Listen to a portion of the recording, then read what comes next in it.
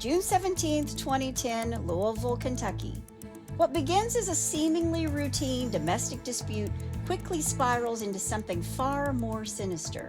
In Old Louisville, a man calls 911 from inside the Victorian home he shares with his boyfriend, saying the other man is trying to smash through a bedroom door with a hammer. It's clear it's no ordinary domestic disturbance, because before the night ends, the man on the other side of that door will tell police there's a body buried in the basement. This is a story of murder, drugs, sex, a drag queen, counterfeit money, and two lovers who will turn on each other like relatives at a will reading. A case of he said, or he said he slayed. This is the murder of Jamie Carroll, buried under 4th Street, Part 1. Hey y'all, I'm Kris Calvert. And I'm her husband, Rob Podorf. Welcome to Hitched to Homicide. For better or worse. Till death do us part.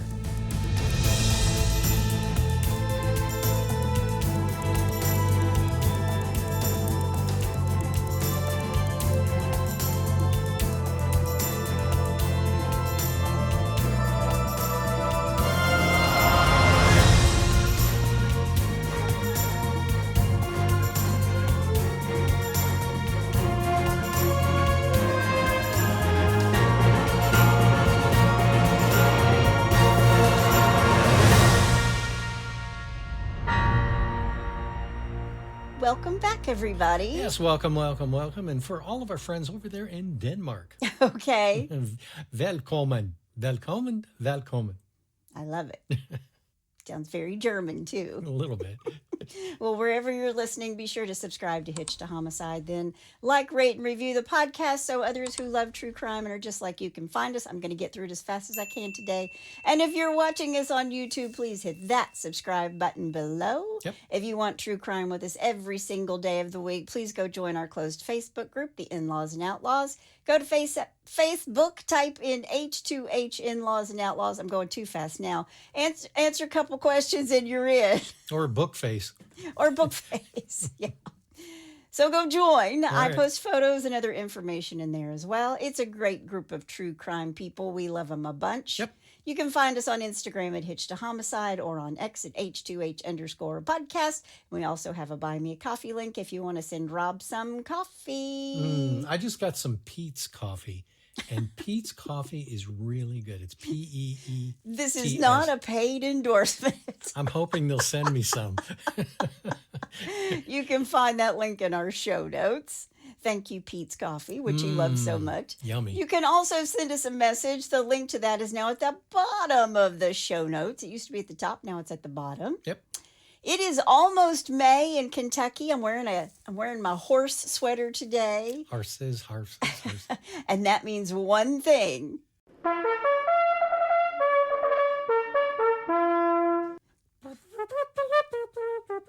That's pretty good, honey. The first Saturday in May is always the Kentucky Derby. And that was the site of our first real date. It was. I asked Rob to be my date to the Derby. Yeah. This year, it's the 152nd running of the Derby. Now, because it's still a week and a half away from today, right now there are 28 horses on the horse leaderboard for the Derby. 20 horses will actually run the 1.25 miles on the first Saturday in May in the first leg of the Triple Crown. And right now, there are 3 gray horses on the leaderboard, and I always pick a gray horse, and there is very rarely a gray horse in the Derby. But I'm very excited. Maybe one of them's going to make the cut. Horses. But since it's Derby time, and this case has gotten some national attention with an HBO special, I wanted to cover it, and there's so much of it, I had to break it into 2 parts. All right. Before we get started, let me thank some sources, and there are a lot of them, and I'm only going to give you a few. Mundt versus the Commonwealth, WDRB in Louisville, A&E, USA Today, People Magazine, Biography.com, ABC7 in Chicago, Oxygen's Snapped, the Louisville Courier-Journal, and Murder in Glitterball City on HBO. There's also a book that the HBO special is based on called A Dark Room in Glitterball City by David Domine. I will have a link to his book in the show notes, along with all the other sources. WDRB. I don't know. It just popped in my mind. So, anyway, you ready? I am. Please do it. Louisville, Kentucky is a very old river city. It's founded in 1778 by George Rogers Clark and is named after King Louis XVI of France for his assistance during the American Revolutionary War. Huh. It's a city that was shaped by trade. It sits right on the Ohio River. And in 1811, the first steamboat arrived in Louisville along the Ohio, the New Orleans. And during the Civil War, Louisville and Kentucky were neutral, but the river city of Louisville served as a major Union supply base. I did not know that. And again, there's the Kentucky Derby, the most exciting 2 minutes in sports. They're off in the Kentucky Derby. And the Kentucky Derby has been running at Churchill Downs since 1875. It is the oldest continuously running sporting event in the United States. Oh, wow. And also the home of the Louisville Slugger. And it is also home of the Louisville Slugger. Yep. But that's way after Derby. I just think it's so cool that it's the oldest continuously running sporting event in America. Yep. And if you ever get a chance to go, Rob and I highly recommend it. Maybe you'll find love there. Louisville is also known for he fell fast and hard. It took me a little bit past the Derby to be in love. Okay, just for the record. Okay. Just for the record. I know. Louisville is also known for its large collection of Victorian era homes. It's what's called Old Louisville, and Old Louisville, Kentucky looks like a movie set. It's tree-lined streets, towering Victorian mansions, stained glass, carved wood, wraparound porches. It's one of the largest Victorian historic preservation districts in the country, and it is the largest collection of continuous residential Victorian architecture in America. Yeah, it's beautiful. It really is pretty. And it has this mix of old money elegance and bohemian edge. It's full of artists and students, professionals, and it has a thriving LGBTQ plus community. Mm-hmm. It was built as a suburb in the 1870s. It's been home to some of the city's wealthiest residents, and it's also known to be haunted. It's haunted. Okay. Many people died in these homes. There were suicides. There were murders. Lots of people just died in their beds there, right? No reflection on Louisville, but okay, go ahead. Well, this neighborhood, it's just this neighborhood. Okay. In 1897, a new home was built by Richard Robinson, a businessman and a merchant. He was the key figure in the city at the time when it came to pharmaceuticals. He was born in Virginia. He moved to Kentucky and married Eliza Pettit in 1842 in Louisville. They had a few kids, but Richard and Eliza built a 9,000 square foot, 11 bedroom, 8 bathroom Victorian home at 1435 South 4th Street in Old Louisville. It faces one of the walking courts, and it had this elaborate inlaid parquet floors. It was 3 stories high, but it had a dirt basement floor and a wine cellar. Okay. Now, Richard was part of the Robinson Pettit Company, which was really prominent in the 19th and 20th century. Again, they sold wholesale drugs and pharmaceuticals based in Louisville. I actually read one little factoid that said they were in court because they were in trouble during Prohibition for selling alcohol as medicinal alcohol. Got it. The Robinson family sold this house, but to this day, it is still referred to as the Richard Robinson House. In the late 1920s, the Robinson House was converted into a medical facility, a sanatorium. Nothing good can happen, right? Yeah. What could possibly go wrong? The Bush Bandine Sanatorium. It was a private hospital inside this mansion operated by Dr. Evelyn Bush, MD, and Dr. Stanley Bandine, DO. He's a doctor of osteopathy. Now today, MDs and DOs both go to the same residency programs in hospitals, but back then it wasn't necessarily that way. The MDs thought that the DOs weren't modernized, but were more rural, holistic doctors. So Dr. Bush and Dr. Bandine began practicing in this really large house, And for a time, the patients they treated were said to have recovered, and these two were kind of making a difference in people's lives. That is, until they moved into focusing on tuberculosis and cancer. Okay. Stanley Bandine said he had a miracle cure for cancer and tuberculosis, endocrine diseases, and lots more. He would give people glyoxylide shots known as Koch shots. Koch shots, that's so hard to say.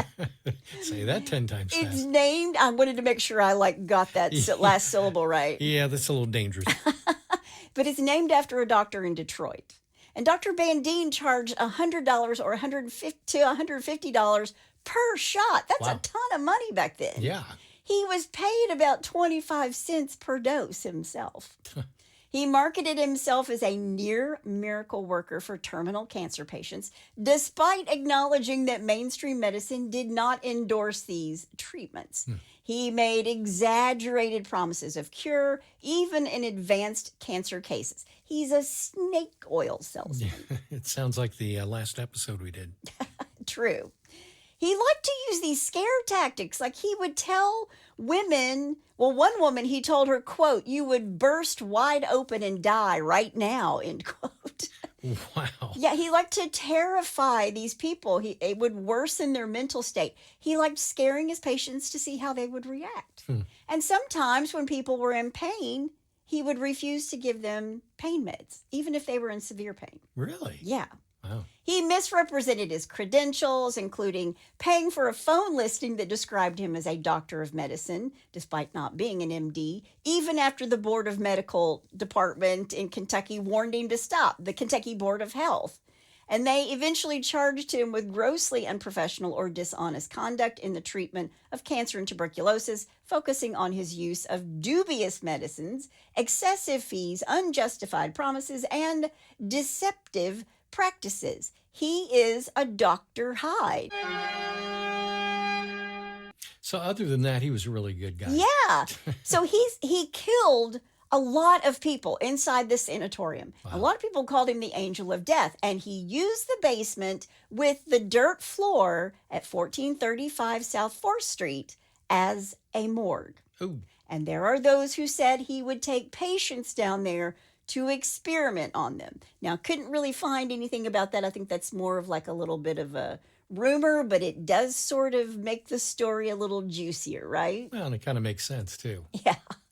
But eventually this sanatorium, it closes because of all the shady medical practices. And the Richard Robinson house had a few other tenants in between their next owner, and I couldn't really find specifics about whoever lived there. But according to Domine, who wrote this book, the people who lived there either suffered financial hardships, disease, or died in horrific fatal accidents. And it would either happen elsewhere or right there on the house, on the property. Right. Then in the late 1960s, a nurse named Pauline Boren bought the house, turning it into an 11-room boarding house. And Pauline moved in with her daughter. She would live there for nearly 30 years. And there were people who believed that she had actually broken the curse of this house. But in 1993, one of her tenants, a drug addict, beat her with a baseball bat, and she died a couple of months later. Was it a Louisville Slugger? I knew you were going to ask that question. Sorry. I knew you were going to ask that question. So, She's going to come haunt you tonight for asking that It question. was so inappropriate, but I couldn't resist. But there's been a lot going on at the Richard Robinson house, particularly in the basement. And according to David Domine, who wrote this book, A Dark Room in Glitterball City, he found credible evidence that there was a cult meeting down there in the basement for a while. Wow. And there's also apparently a document from the Vatican that shows an exorcism had taken place down there. Wow. There was also a weird Catholic cult meeting that happened in this home. Pauline's daughter has said that her mother was very trusting and would rent a room to just about anybody, including a guy who was running an S&M club in the basement for a year. Jeez. Like S&M sex parties down there. Wow. After Pauline's death, the house sat vacant for a while. It was pretty run down at this point, and most of the homes in this area that had been pretty on the outside were kind of falling apart on the inside, and a lot of them had been purchased and remodeled. but not 1435 South 4th Street. Gee, I wonder why. It still had beautiful fixtures on the inside, this gorgeous grand staircase. There were stained glass windows, gorgeous fireplace mantels, all the original hardwood floors throughout the entire home. But it was a pit, and it needed a lot of work. On August 13th, 2008, a man named Jeffrey Mundt bought 1435 South 4th Street with the intention of turning it into a bed and breakfast. Now, growing up in Louisville, Jeff Mundt does have a nickname of Jace. I don't know if this is a family nickname or one he gave himself. I'm going to call him Jeff. Okay. He's very much a, quote, local boy made good, end quote, on paper. He's an Atherton kid, which is an area of Louisville. He would swim at Lakeside. He was a high-achieving IT professional. He's a Louisville native who attended Atherton High School, which is a highly regarded public high school in Louisville. Right. And as a kid, he spent his summers at Lakeside Swim Club in the Highlands. And Jeff came from a very solid upper middle class family. He went to a great school. He was considered stable and respectable. He was an excellent student. He was a governor's scholar here in Kentucky.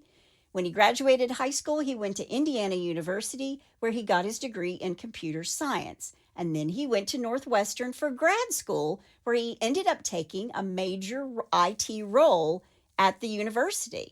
So he oversaw, after he finished his grad school work at Northwestern, he oversaw a large project to modernize the university's financial systems. Wow. It was a major university-wide IT project, and he is in charge. He was the boss. He liked being the boss. Yeah. His colleagues there said he was smart and polished. Quote, the guy looked good on paper, end quote. Again, everybody thinks he looks good on paper. Yeah. Suits. He was trusted with this big institutional responsibility. But Jeff was weird. He was odd. He believed he was the smartest guy in every room he was in. He liked to fake a British accent. In fact, a lot of people at Northwestern believed he was British, at least for the first 6 months that he's heading up this project.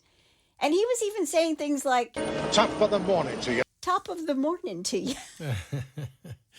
So right off the bat, Jeff's a big fat liar. Yeah. And when someone asked him about it, he said that he felt like he got more respect from people when he spoke with a British accent. What? Now, his colleagues were a little bit afraid of him because Jeff could be cruel to people, and he just thought he was smarter than everybody else because he was the main guy in the department. When people submitted their reports to him, he would only accept correspondence and reports in a certain font, Garamond, and at 14 points. And if it wasn't right, he would throw it back at them and lose his mind on his coworkers. Are you going to have another one of your hissy fits? Can you say OCD? Jeez. He was very quick to anger, and if he was having a bad day, he would play really loud, heavy metal music in his office with the door shut. And that meant, do not disturb. Don't come in here. Now, Jeff also had cats. We're going to talk a lot about cats. He named all of his cats after Charles Dickens characters, mostly from the Pickwick Papers. And if people weren't smart enough to recognize this, they weren't good enough to be his friend or to hang out with him. Jeez. So maybe he was naming them Augustus Snodgrass or Nathaniel Winkle. Charles Dickens. I could read him every day. I would be smart enough to hang out with you, Jeff. He always wore expensive clothes and shoes. He very much had a style, and he wanted it to scream money and status and intelligence. And according to one source, Jeff, who was already making about $250,000 a year at Northwestern, asked for more money. And when they said no, he got his panties in a wad and decided to leave. And he came home to Louisville and the University of Louisville to work in their IT department, starting his new position in May of 2009. Now, I think he also broke up with his boyfriend who was in Chicago at the time. So maybe that had something to do with him wanting to come back home. On August 13th of 2009, Jeff buys this home at 1435 South 4th Street, the Richard Robinson house that is now 112 years old and had a bit of a checkered past with Dr. Bandine and the morgue and the unsavory tenants and Pauline and the S&M parties in the basement and possibly an exorcism. And Let's put it this way. The 60s had nothing on this house. What could possibly go wrong? yeah, what could go wrong, right? Oh, jeez. Now, when Jeff buys the house, it is basically crumbling. It's going to take some money to bring this place up to snuff and turn it into a bed and breakfast, which was exactly what he wanted it to be. And you know, if he was going to turn it into something people wanted to pay for, it really needed to be nice. Sure. And according to Domine's book, people called the neglected parts of the neighborhood fourth and crazy, Ah, wow. which I loved. That's funny. Now, across town at a gay bar, a man is dressed in drag and doing a show. James Daniel Carroll, he goes by Jamie, was born on August 25th, 1972 in Martin, Kentucky, Floyd County. I know exactly where this is. He's the son of Ellen Jean Johnson Carroll, and his dad's name is Walk, like W-A-L-K, Walk Edward Carroll. I wonder where that came from. Well, you know what? It's the South, and people have different names. I mean, my college roommate was Mary Wiss, W-I-S. And Wiss was her grandfather's name. From the South, maybe, hi, I'm Barn Pole. Walk. His name's Walk. Walk. Yeah. Okay. He has two older brothers, Walk Edward Jr. and Tony Ray, who went by Bunky. Jeez. I love it. I need a program. The town where he grows up is super small. Like a little over 600 people live there when he graduates from Allen Central High School in 1990. And Martin, Kentucky is part of Eastern Kentucky. It's rural Appalachia. Okay. And it's been a long time coal mining town since about the 1900s. But nowadays, the hospital there is the main employer. But unemployment rate is really high, as is the opioid epidemic. Right. It's gotten better, but fentanyl, heroin, and methamphetamine are the big drugs there. And when Jamie's just a young boy, he runs away from home. He starts living at the elementary school instead of at his own home. And as a young boy, he already knew that he was gay, and his father would apparently beat him because of it. According to the documentary on HBO, Jamie spent time in the hospital because his father had nearly beaten him to death. Good Lord. Now, after high school, he went to and graduated from the Carl Perkins Beauty School in Paintsville, Kentucky. And like Dolly Parton in Steel Magnolias, he could bang some hair. That you're a professional now, so just get over there and bang some hair.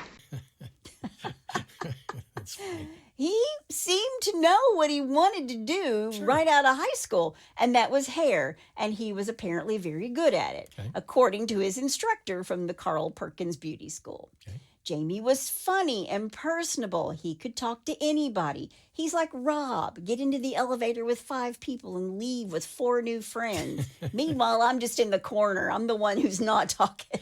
Yeah, but I got that from my dad because, I grew up in a small town, and we'd be downtown in Sydney and be standing on the corner waiting for the light to change. And before it would turn green or red, whatever, he would know the guy next to him. He'd know his life story because he had that kind of personality. He could just Well, honey, talk and take it out of anyone. you come by it honestly. Well, thank you, Daddy. One of Jamie's beauty school peers said, quote, "If you knew him, you were probably mesmerized by his smile and charm. His enthusiasm and compassion for his talent could be seen in his work all around. Jamie's personality was magnetic, and his clientele loved him dearly. He could come to school broke and leave school that evening with a pocket full of tip money. He knew how to make money even in school because he was natural to his profession." Right. End quote. Jamie was creative, he was social, and he was somebody who could make a client feel like the only person in the room. And friends described him as kind and funny and open, somebody who really wanted a connection with the community around him. So his clients loved him and his colleagues loved him. But even though he, for a time, had a successful hair salon in Eastern Kentucky, it was called Illusions by James, where you could get your hair done, get a manicure, a pedicure. It even had tanning beds. It was the 90s. What can Right. I say? Yeah.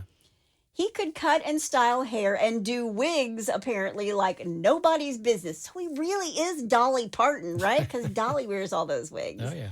There are stories about him wearing high heels to the grocery store in Pikeville, Kentucky, which is a little bit bigger mining town. But these are not the kind of people who think that's okay, right? Yeah, I was going to say, how'd that go over? He wanted to move to a bigger city. He wanted to move to Lexington, which is where we live. Right. And not only was Jamie good with hair, he was good with makeup, and he started doing drag. Jamie started performing under the drag name of Ronica Reed, the pageant queen. He actually won Miss Gay Pride West Virginia in 2009.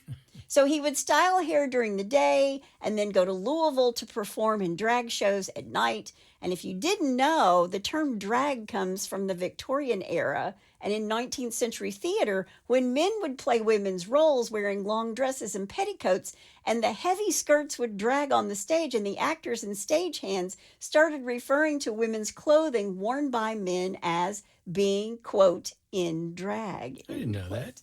Wow. Now, there are those who say drag stands for dressed resembling a girl, but I like the other explanation. Yeah, the better. other makes sense. Yeah.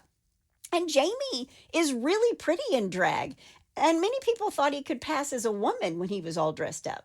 Now, I think drag queens can be gorgeous, but they do wear a lot of makeup. If you've ever seen like RuPaul's Drag Race. I was on a flight back from Ibiza yesterday. So I don't know about passing as a woman or not, but he was only 5'7" and 128 pounds. He could have done it. Yeah. But he cared deeply about his hair and his makeup and his performance. And Jamie's life, like so many other people's, was complicated. He had a history with drugs, methamphetamine in particular, and had been involved in low to mid-level drug dealing, operating within Lexington and Louisville's gay nightlife. And it doesn't define him as a person, but it does explain how he ended up in our story today. Okay. Now, from the 1990s to the early 2000s, Jamie isn't arrested for anything, but by 2005, he'd had a few run-ins with the law, and by 2008, there is an unconfirmed arrest for first-degree trafficking in a controlled substance, first offense for methamphetamine over 2 grams. Wow. So he was a meth user and a small-time meth dealer, and he's on some gay dating sites, including one called Adam for Adam, and it's here that he meets a guy named Joey Banis. Nope. Joey Banis. Everybody pronounces his name a different way, but I heard him say his own name, Joey Banis. You say Banis, I say Banis. Don't say that because I'm going to mess it up for the rest of the podcast. Okay. It's Joey Banis. Right. Banis. Okay.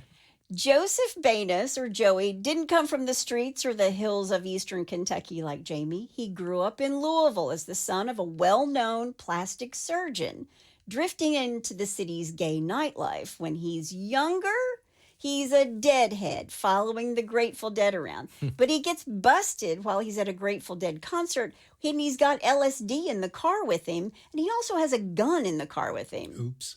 And he's going to do time pretty early on.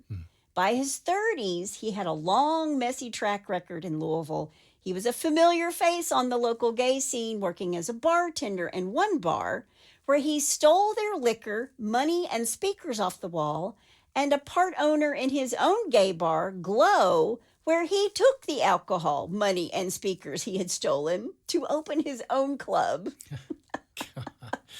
Wow. And Joey had been in prison, and you can't hold a liquor license in Kentucky if you are a convicted felon. But he opened on New Year's Eve in 2006, and people took photos inside the club, and the owners of the club where he bartended before, where he stole everything, were like, hey, that's our stuff. Yeah. So people who knew Joey have always described him as charismatic, but unstable, with a reputation for partying hard and having a, quote, complicated past, end quote. The owners of the club that he stole from, they go to the police and they say, look, we know he's dealing drugs. And the police are like, we know too, we're building a case against him, so just hang on. and they do eventually send Joey back to prison. So Joey had a prior felony record and had already served prison time for drug-related offenses and theft. And Joey struggled with a serious methamphetamine addiction. So he's the troubled, high-risk son of this respected doctor, very visible in the gay bar scene, very involved with meth and crime, and already known to law enforcement with a felony record and this serious addiction. Kind of had a reputation for chaos, right? Right. He's also HIV positive. Okay. He's a bad boy, or he has that bad boy persona. He's got colored hair. He wears a mohawk lots of times. He has tons of tattoos. He wears jewelry. And even his first boyfriend from when he's just a young guy said that when Joey did drugs, he was scary. Joey stabbed his first boyfriend with glass, and his boyfriend had him kicked out of the apartment they shared, and Joey then moved in next door. He's kind of an unstable guy, to say the least, right? Yeah, a little bit. In September of 2009, Joey Banis Banis. is just out of prison. Okay. Joey Banis is just out of prison. Right. He's on the gay dating or hookup site Adam for Adam. Jamie Carroll is also on the site Adam for Adam. And these two knew or had people in common on this site. And Jamie was coming into town and went by Joey's hotel room. And these two get together, they get high, and they have sex. But Joey and Jamie aren't the only ones on Adam for Adam. Straight-laced, mild-mannered, fake British accent Jeff Mundt, who's just moved into the home on 4th Street, is also on Adam for Adam. Jeff's handle is Jace for sex, or Rubber Jace. Jeez. And his description of himself is, quote, "Chances are I'm into it. Some limits are certainly there, but they're few and far between. Basically, those things most bad for me are the things I most enjoy, and uninhibited, wild, kinky play is what I seek, especially in rubber gear," end quote. Wow. Man. Now, a month after meeting up with Jamie, Joey sees Jeff's profile on Adam for Adam. He's wearing this latex suit, and these two start talking, and Jeff sends Joey his phone number, and he wants Joey to come over to his house. And when Joey gets there, Jeff greets him at the door wearing exactly what he had on in his profile picture, black latex. And Joey's later going to say that he almost didn't go inside the house. Joey didn't know if he was the same person he'd seen online or not. Yeah. And again, what could go wrong? What could possibly go wrong? Yeah. So Joey's the common denominator here. He's hooking up with Jamie for drugs and sex, and he's hooking up with Jeff and having sex and doing drugs. Now, later we will hear the defense say that Jeff never did drugs before he met Joey. But when he does, he starts doing drugs. Joey and Jeff hit it off pretty daggone quick, and he and Jeff were sexually compatible. Joey agreed when Jeff asked him to move in with him. I think for Jeff, Joey was exciting and well-spoken. He came from a really good family. And according to Joey, he wanted to be with someone who wasn't a party boy. He'd been down that road before, and he liked it that Jeff had a stable outside job. So it's the straight-laced guy who drives the BMW and wears the suit and has to have reports in 14-point Garriman with the bad boy who's all tatted up and has like a purple mohawk or a green mohawk, and he's pierced, and that was what he wanted. Wow. And maybe it was nonstop sex and drugs for the two of them. Joey has said that he could do meth and still know what was going on around him, but if Jeff did meth, he completely lost touch with reality. And these two would actually fight like cats and dogs.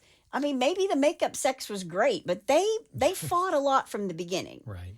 Now, most of the people who lived in Old Louisville are friendly neighbors with each other. They all know each other, especially if you read this book by Domine. You know, there's this one part where in the HBO special where this woman says, "We're front porch people. You know, we know everybody. We have cocktails together." Sure. But nobody seemed to know Jeff or Joey, and Jeff's house seemed empty. And Joey's going to say that it was pretty early on in their relationship that he realizes that Jeff Mundt has a dual existence, By day, he's the sharp-dressed, slick IT dude at the University of Louisville who wore his expensive clothes and drove his BMW. But when he got home, it was a completely different story because Jeff was into BDSM-style dominance, including bondage and fetish gear like his latex suit. Right. He liked tying Joey up. Now, these two, Joey and Jeff, would send sexually explicit texts between each other and even filmed themselves having sex where Jeff is in the dominant role. He's the one dominating and instructing Joey, not the other way around. I only tell you this because they're going to watch these videos in court. Okay. Believe it or not. All right. Now, somewhere between October and the end of November, Jeff's drug use escalates. So much so that he's coming into work and he's high. And this is going to be a problem because Jeff has a mortgage to pay and Jeff is paying for drugs and food and he's pretty much paying for everything. Sure. And the relationship between Jeff and Joey is intense. It's codependent. It's deeply unhealthy. There was domestic violence, control, drugs, this power dynamic that shifted depending on who you talked to and who you believed. Yeah, it sounds like a powder keg ready to explode. That's called foreshadowing. Yeah. Okay. I will say Joey took Jeff home with him for Thanksgiving to meet his parents, Dr. and Mrs. Banis. And it's after this, even though the relationship is intense, codependent, and deeply unhealthy, that these two start to think about being in a long-term relationship. I mean, you're fighting all the time. I guess you should think about getting married. I don't know. That doesn't make sense. Yeah. You know, that just doesn't make sense to me at all. Yeah. And these drugs are either saving them or dooming them because behind closed doors, this relationship is just a storm. It sounds like a mess. It is a mess. When December rolls around, Jeff is drowning in debt with his new house that he hasn't renovated in the slightest. And as Joey gets to know Jeff more, he says that Jeff told him some wild stories about himself. I work as a private contractor for the NSA, for the CIA. I've worked in various jobs in the intelligence industry for the last 9 years. Jeff told Joey that he had worked for the NSA and was an assassin and had killed over 30 people for them. What? He'd been really specific with Joey about who he'd killed and even shown him newspaper articles about it. And Jeff Mundt is actually a big Eastern European history and culture buff. He speaks several Eastern European languages. Wow. Now, these two contact Jamie Carroll in either late November, right after Thanksgiving, or in the earliest few days of December 2010. I've also heard more specific dates, but the three of them get together on more than one occasion to smoke meth and to have sex. Okay. So when Jamie's in town and Joey and Jeff want to get together for a threesome and they want Jamie to come, they always want him to bring the meth. Now, it's important to know that Jamie is supposed to report to prison on December 15th, 2009. He's got this felony for drugs and he knows he's got to go in, right? Mm-hmm. He's got to report. Right. And his plan is to get clean while he's in prison and come out on the other side a new man with a new plan. But he's going to go out with a bang. That was a bad term to use. Sorry. I was going to say he wants to go out on a high note, but that's probably just as bad. So I'm just going to put all of that back where I found it. He wants to be a better person. No, he wants to have one last night of debauchery before he goes in. Before he goes to prison. Right. I gotcha. Yeah. All right. I'm with That's you. why I was saying he wants to go out with a bang, but that's really bad. I shouldn't say that.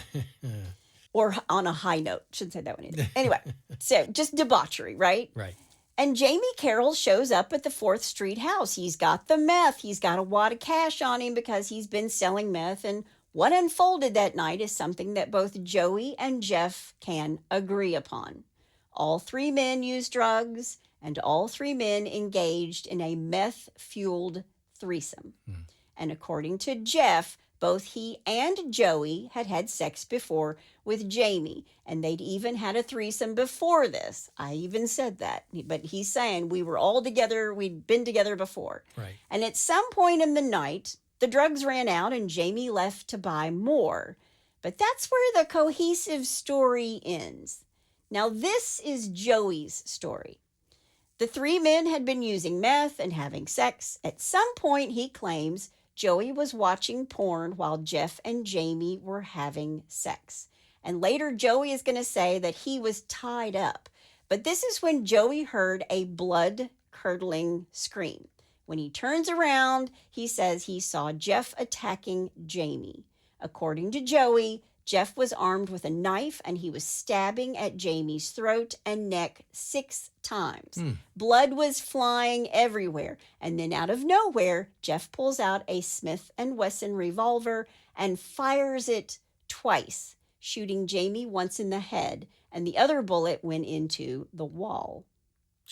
Now, after the murder, Joey says he was up against the wall hyperventilating. Quote, "I thought he," meaning Jeff, "was going to kill me," end quote. Wow. Now, why would Jeff do this? Well, according to Joey, Jeff wanted to steal Jamie's drug stash and the money he had on him. And Jeff was jealous of the relationship that Joey had with Jamie. I know there's so many J's. There's so many J's. Joey says that after Jeff killed Jamie, Jeff wrapped him up in his bed linens and they dragged him downstairs to the dirt floor basement. Wow. He said that I would get my ass down to the basement or else I would, quote, be going into that hole with him, end quote. Jeez. Man. Now this is Jeff's story. The three men had been using meth and having sex. Then an argument or a struggle broke out between Joey and Jamie. And according to Jeff, he was having sex with Jamie, and Joey came over, and Jeff assumes he's going to do something sexual with one or the other of them.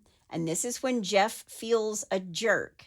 He's unexpectedly thrown off of Jamie, and Jamie started screaming, quote, "No, no, Joey, no, no, no, please." And Joey attacked Jamie, slitting his throat while Jamie screamed Joey's name over and over again. Then Joey shot Jamie with Jeff's Smith & Wesson revolver. Quote, "There was blood literally everywhere and you could actually smell the blood," end quote. Wow. That's Jeff saying this. Right. After Jamie is dead, neither of them call the police, regardless of who actually killed him or if they did it together. Nobody calls the police. Okay. Jeff will say that Joey gave him Rohypnol, the date rape drug, to Right. calm him down. Roofies. After this, the two of them together buy a 50-gallon Rubbermaid bin, lye, and foam sealant. This was purchased by Jeff. Quote, "Joey told me that if I refused to help him, he would kill me," end quote.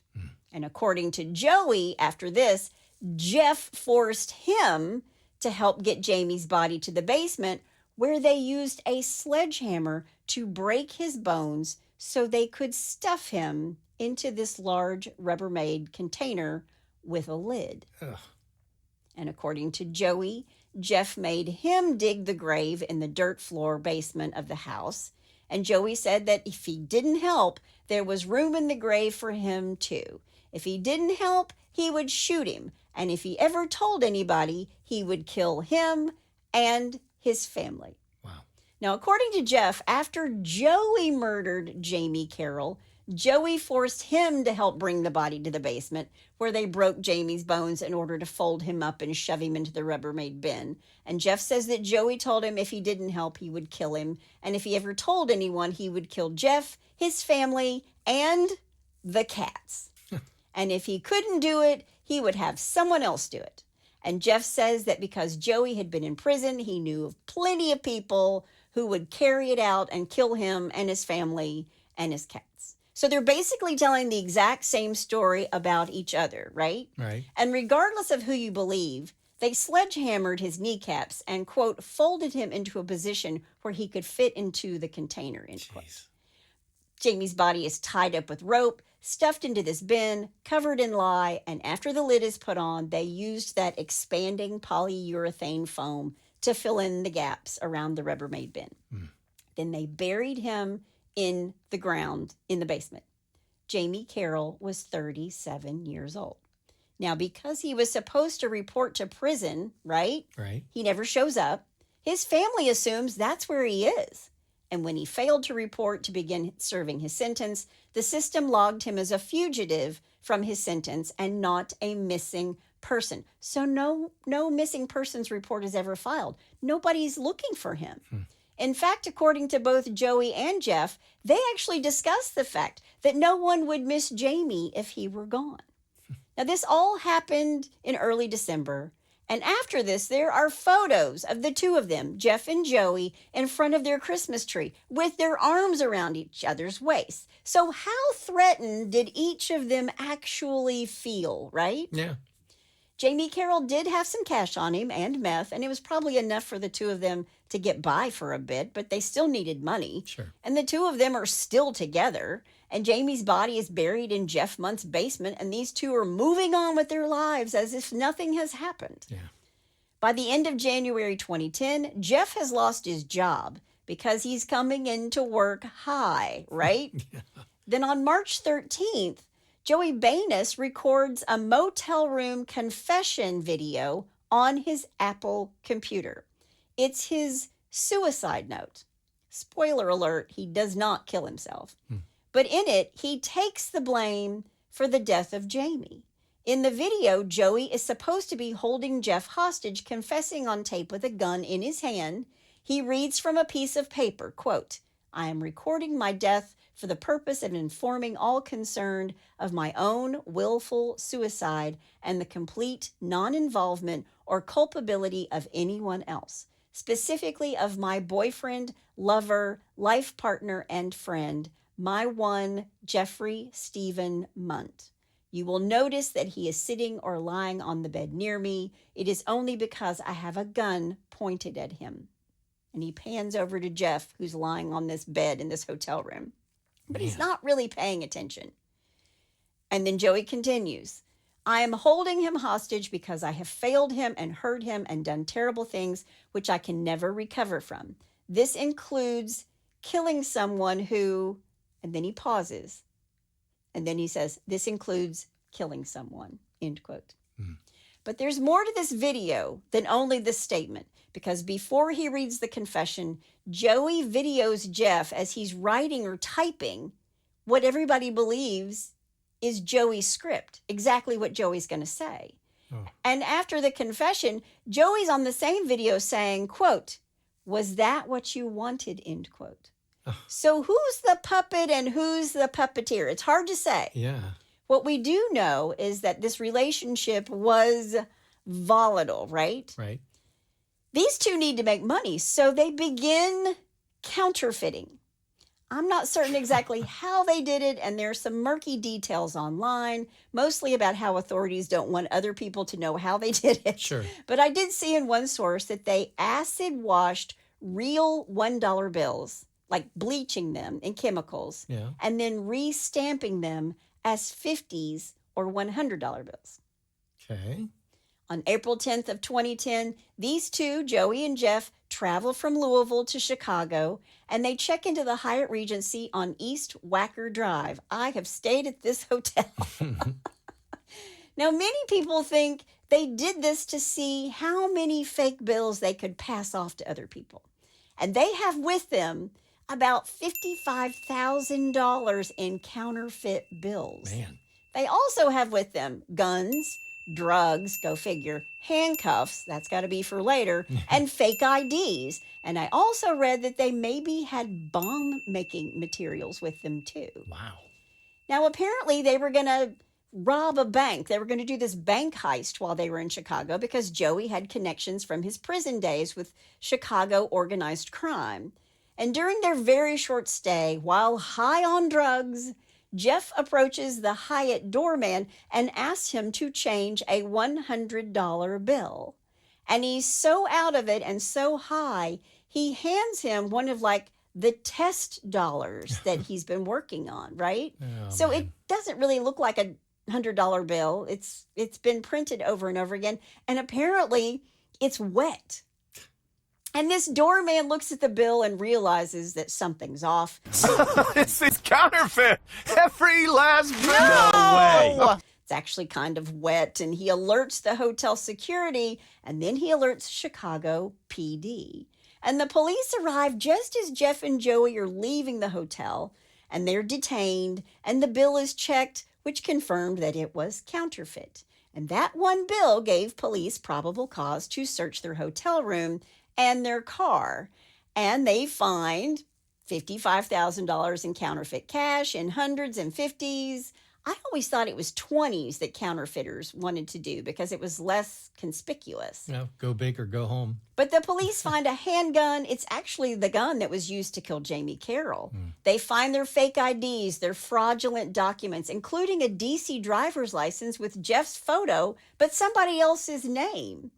They found the handcuffs, and they also found the date rape drug GHB, along with meth pipes and other drug paraphernalia. Man. Now, this counterfeit operation is big enough that the U.S. Secret Service gets involved because counterfeit currency is under their jurisdiction. Sure. And the feds seized their laptops and hard drives and found, quote, nearly 1 million files, end quote. But remember, Jeff is this IT wizard, right? Sure. Jeff Mundt was charged with misdemeanor theft for passing the $100 bill and felony possession of a fraudulent state ID. All right. Joey tells the police that Jeff had nothing to do with it. He knows that because of his felony rap sheet, his bail is going to be higher, and he needs Jeff's to be small so he can bail him out. I mean, Jeff needs to bond out, and then he needs to come back and get Joey out. These guys are playing the ultimate chess game. Yes. Oh, man. Yeah.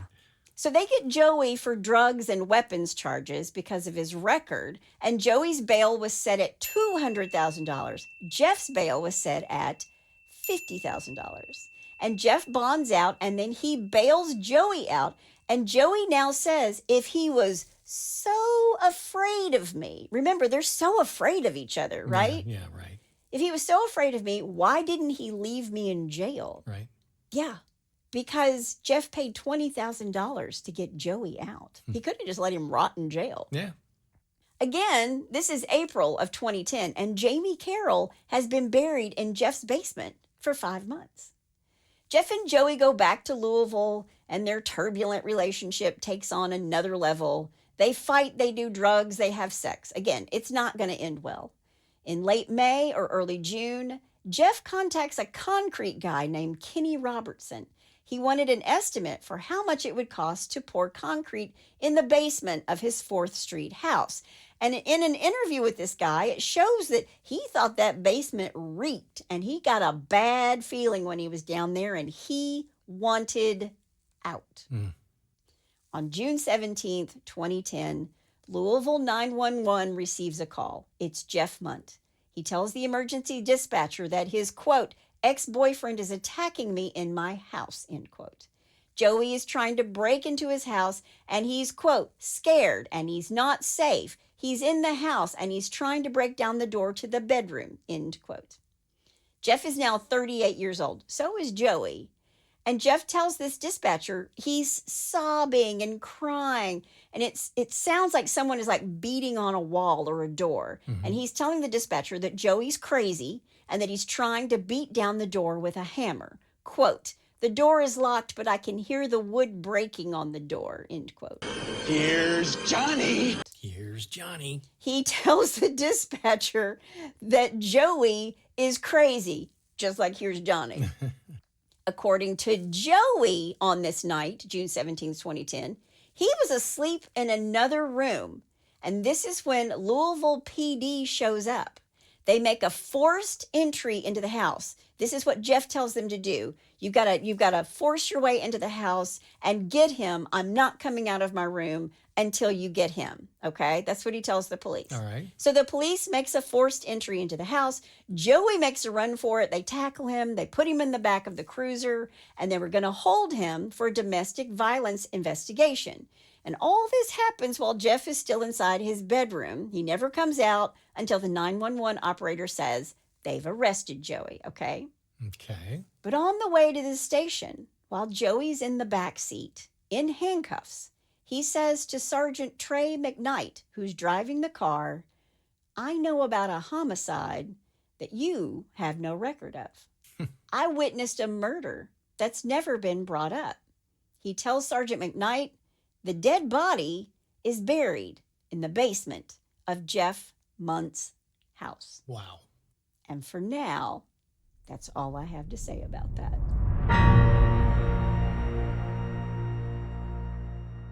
All right. Well, my take on this is what a mess. Good Lord. Jeez. Have you ever heard? Oh, it's going to get wilder. It's going to get even crazier. Just wait. And it's just sad when you just see someone just spiral out of control. And this is 3 people spiraling. Yeah. It really is. There's so many people spiraling in this. It's just a bad mix of drugs and personalities and yeah. It's a really bad mix. Don't do drugs, kids. Yeah, don't. All right. Well, I can't wait to hear the ending of this one. But in the meantime, let's do a little Bless Your Heart. Well, bless your heart. Okay, number 1. Number 1. Karma sucks. Yes, it does. While they were questioned in the shoplifting case, police say someone broke into their vehicle and stole a stereo and several other items. It happened about 5 p.m. Thursday at the Winco Foods at the corner of Wall and 12th Street in Ogden, Utah. Yep. Okay. Store security. Ogden, Utah. Yeah. Right. Store security had the individuals in custody in their office, Ogden Police Lieutenant Eric Young said. They had reviewed surveillance videos and recovered stolen property from the suspects. Oh. Yeah. Police say Eldon Alexander, 36, and 47-year-old Corinne Van Houten tried to walk out of the store with several small-ticket items like makeup, energy bars, and batteries. Yeah, well, you need makeup and energy bars. So. Yeah. They were cited for shoplifting and let go. But as the officer started to leave, he sees the 2 suspects trying to flag him down in the parking lot. Young said, and he goes over to their location and realizes that their vehicle had actually been burglarized. Oops. They ended up having their stereo and amplifier, a drum machine, and some cigarettes stolen from their vehicle. Not worth the makeup and the granola bars. I know. Karma is a you-know-what. Okay. Yes, it is. Well, that's number 2. No problem. Just give me a call. In March of 2008, 18-year-old Ruben Zerat attempted to rob a Chicago muffler shop. What are you going to rob? Well, I guess the money. Yeah. So he's not taking mufflers out. Yeah, he entered Velasquez Mufflers for around 8 p.m., disguised in a mask and armed with a weapon. When he demanded money, however, one of the store's mechanics told him that all the money was locked in a safe only the manager could open. So what did Zerat do? He did what any hardened criminal would do. He left 2 phone numbers for them to call him back when the owner returned. What? And they did call him back when the police got there. Oh, bless his heart. Oh, my God. Bless his heart. All right, number 3 and finally. Finally. Are you there? Are you there? Are you there? Are you there? Can you hear me now? Can you hear me now? Albuquerque. A New Mexico woman was finally arrested this morning by officers of the Albuquerque Police Department in what could be the most extreme case of stalking ever recorded in the history of the country. Okay. The 28-year-old woman allegedly not only called her ex-lover a formidable 77,639 times in a week, Oh, jeez. but also sent him 1,937 emails, 41,229 text messages, 217 sung messages, and 647 letters in the same period. What is she has to do this all day? I don't know. Oh my God. That's just Get a job. unbelievable. I was reading them and went, this cannot be true. So anybody out there who thinks that they're being stalked or they're getting too many text messages from an ex, Oh my God. just refer to this story. Yeah. Wow. Yeah, that's crazy. Wow. Anyway, there's your Bless Your Hearts.